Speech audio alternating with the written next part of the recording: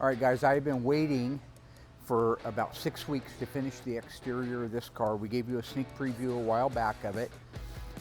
Graveyard Carz is presenting you with the only opportunity you'll ever have, period. I don't care how old you are, full stop, how young you are, you'll never see it again.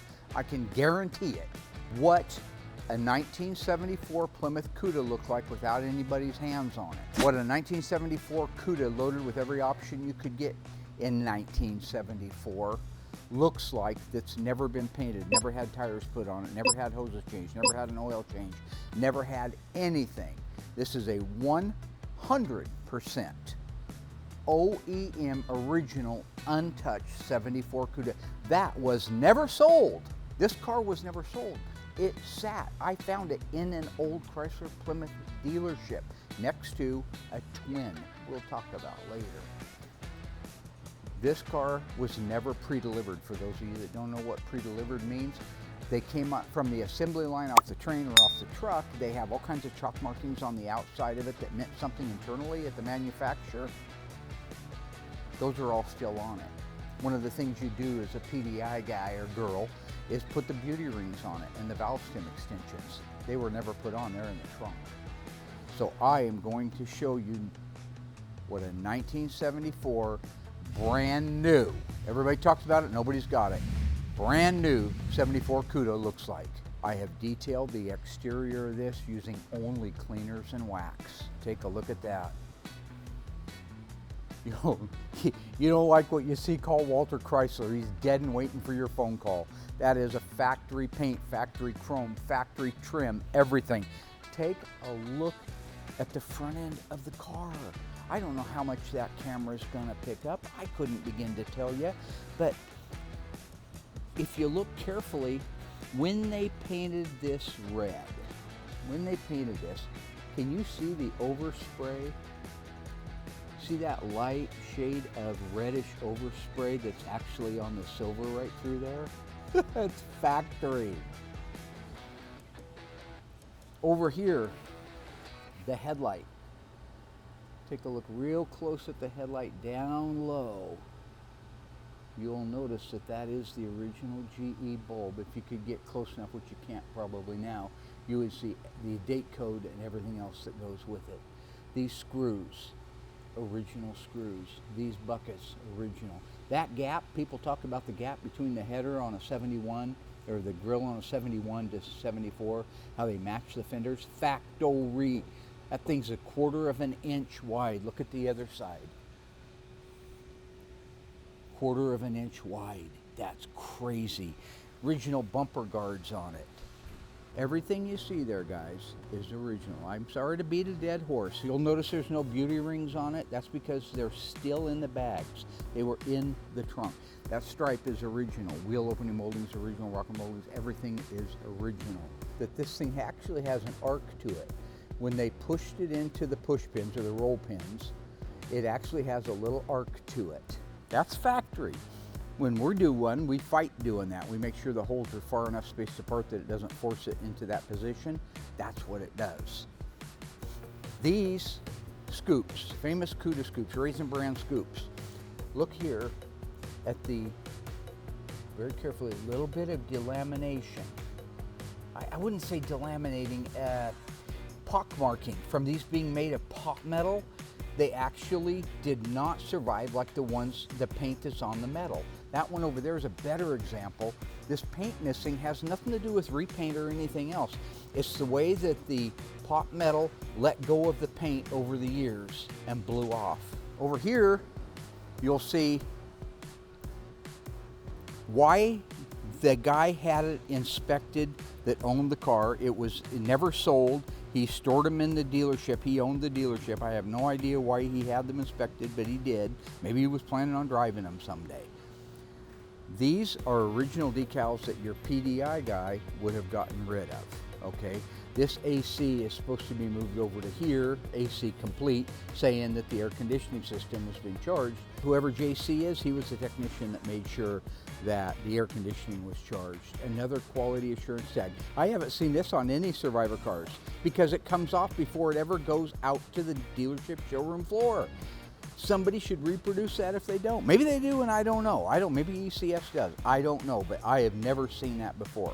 The car's done, but before they ship it to the dealer markings, and I don't know what they all mean. Look carefully here, and believe me, saving these is a bitch. 1249. I don't know what it means, but I'll show you in a minute. That's actually over there on the driver's door. Number 10, possibly the inspector. I don't know, but I haven't seen that before. This stuff will be documented and duplicated for preservation down the road. Little bit of delaminating in the glass. See a little bit of that bubbling? Just the edge of the glass is starting. All original stuff. Here on the driver's window, a few things to show you on this side of the car. 1249, that matches the number that's on the windshield. So it meant something. Was it the 1249th car that came out of the assembly plant? Was 1249 an employee number? Was it a code to let somebody else know what's going on down the road? I don't know. I have no idea. This original EPA sticker is on here. Look at that. That has never been off. Got the original part number down there at the bottom on it, right hand lower corner. And of course, all of our glass is the original glass. It's never been touched. This is a factory tinted glass car. Hard to see that stuff. Original handles. Look at the condition of the top. Because it was never in the sun. It was never in the rain. It has been inside of a Chrysler Plymouth dealership its entire life. No beauty rings, that's fine. No, let's look at this real quick. You see how there is no valve stem cap on that? That's because the valve stem cap extensions required for the beauty rings were never put on because it was part of the pre-delivery inspection. Look at our acorn lug nuts. You see the little nipple right on the end of the lug nut? Those are factory lug nuts. You, sir, are correct. Ed McMahon. 1 in a million, sir. Gorgeous. Here we go.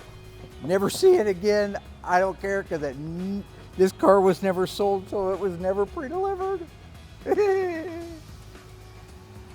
I don't know what the 34 means. I believe the E24 could be referencing the battery, a Group 24 battery. Tony D'Agostino, my good friend, and I are doing our best to research, but who are you going to call? The guy that put it on there? You just do the best you can. Don't know what these numbers are. 125, I believe the car was sold, I think the scheduled production date, let's go look at the window sticker and see what the scheduled production date was. There's our VIN, there's our shipping order number, and I thought that they did put that on there, but maybe they do not put the production date on there. I'll get back to you on that. But that could be the date the car was completed. Yeah, I don't see it. Look at that, you could have bought that car for $4,822. And look at the options on there. There's not much you could have ordered that didn't come on this car. And this isn't a reproduction of the window sticker, and it hasn't been reapplied to it. See the glue, the factory glue in those markings? People put them on all pretty and delicate, and they say, oh, look at me and how pretty it is. Look at the age of that, the yellowing in it. Guaranteed you never see it. This is the time capsule of all time capsules. If I entered it into the McCacken show under time capsules, it would probably score as high as, I don't know that for sure. I don't know that for sure, but I would bet it scores very, very high. Because while things aren't perfect on the car, it's the way it was. Come in close here, real close. You might be able to see some writing on there. Let's see what that says. Oh, it's hard, okay. It's hard to make out.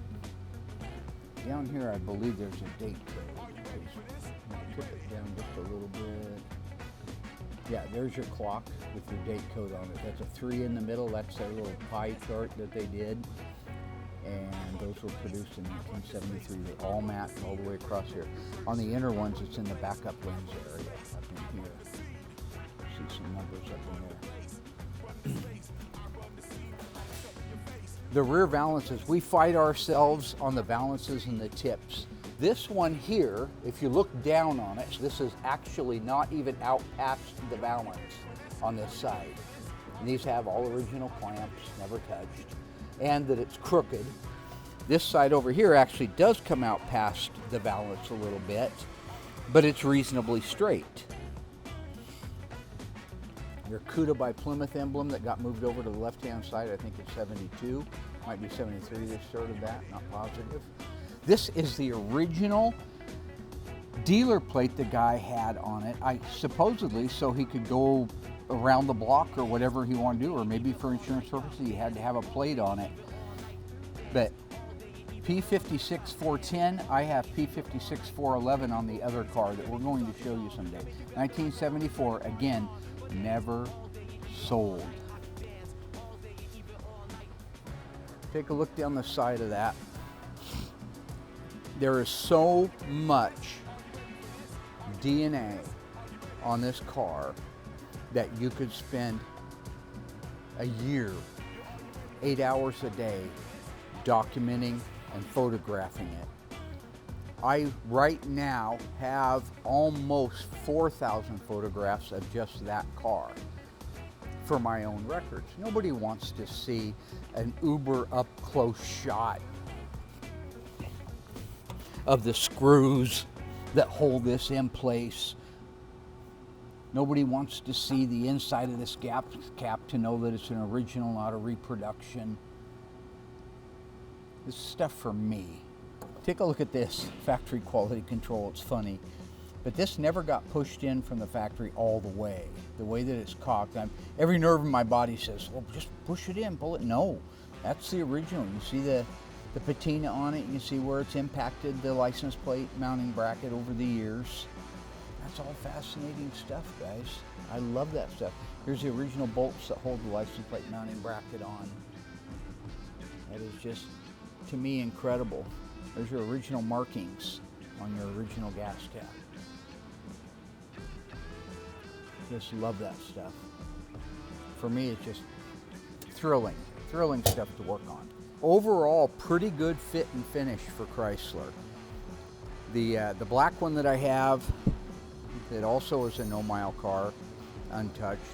The stripes don't line up very well on it, but it is what it is from the factory.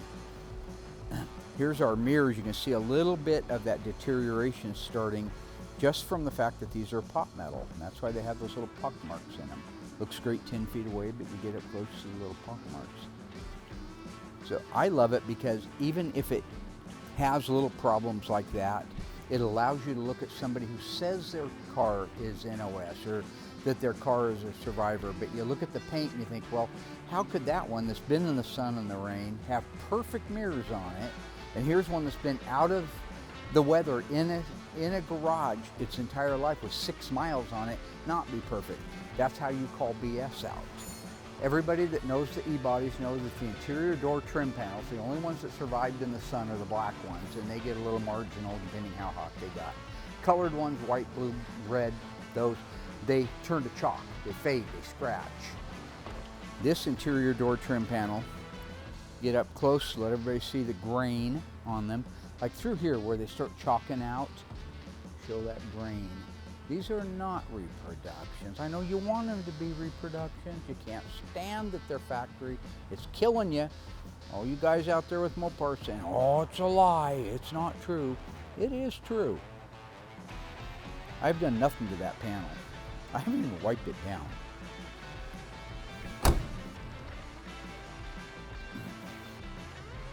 So be watching Graveyard Cars in the future as we come back on all of our fast channels. A lot of the documentation I've done, I'll be sharing with you in small tidbits, just interesting things. And things that I have to verify with Tony and with some of the other names in the industry to make sure, just because it's right on a 74 doesn't mean it was right on a 71. We'll have to find that out. And there's not as much information out there because the 74s aren't as popular. But keep in mind, this is the last of the Cudas. 1974 was the last year. Lowest production volume, 1974. This has a VIN sequential twin to it that's from the factory, black with a black top. White interior that should be black. What? Somebody changed it? I thought it was an original car. No, it's a factory mistake. Stay tuned to Graveyard Carz. We got all this stuff coming at you. And hey, don't forget now, we got a giveaway going on. You want $100,000? It wouldn't even buy the tires on this car, but if you want $100,000, we're giving it away right now. Go to gycgiveaways.com. Buy something, anything. Buy a pin. Buy an old booger. I got my old boogers I'm selling. I think they're worth money if somebody did a DNA test. But win some money and gives it to me. I got to have my money. I need to buy more of these cars. These cars don't buy themselves. You know what I mean? See what I'm saying? Hello ghouls, Mark Warman here, the Ice Tray from Graveyard Carz. If you enjoyed this video, be sure to like it, drop a comment down below, and subscribe to our channel. We have fantastic stuff coming up, and some of it you've never seen before. I gotta go insult people. Hey Alice!